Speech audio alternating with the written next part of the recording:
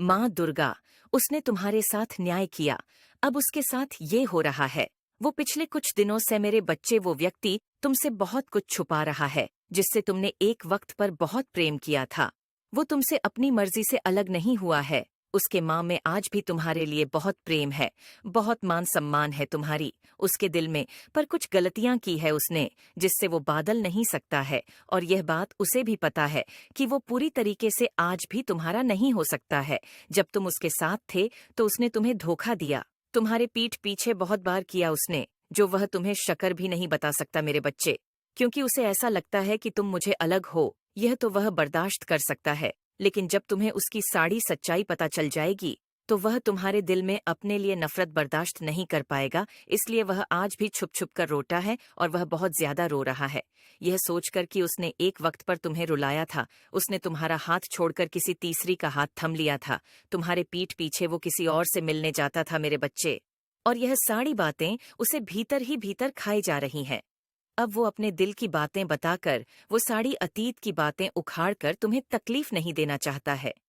वो रो रहा है तो उसे ये बहुत अच्छे से पता है।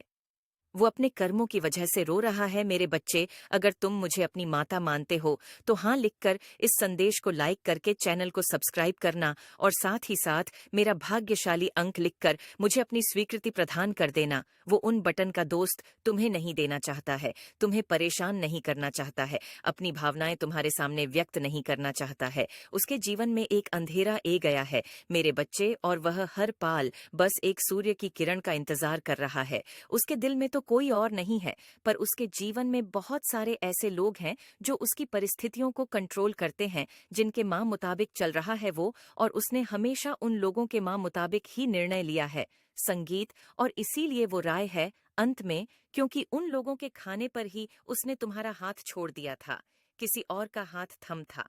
तुम्हारे रहते हुए उसने किसी और का हाथ थम लिया था मेरे बच्चे। और वह व्यक्ति आज भी उसके जीवन में है, पर वो उसे व्यक्ति से प्रेम नहीं करता है, इसीलिए उसका दम घट रहा है। पर वह तुम्हारे सामने क्या मुंह लेकर आएगा? उसके इतने अच्छे कर्म भी तो नहीं है कि वह तुम्हारा सामना कर सके। उसने कुछ ऐसा किया है कि तुम्हें उसे माफ करना चाहिए, पर कहानी ना कहानी वह तुम्हें भी दोष देता है। उसे ऐसा लगता है कि तुमने उससे बहुत प्यार किया, बहुत प्रेम दिया उसे, इस पूरे संसार का प्रेम दिया, लेकिन तुमने उसे समझा नहीं मेरे बच्चे। तुमने उसे गलत समझा, इसीलिए उसे किसी तरह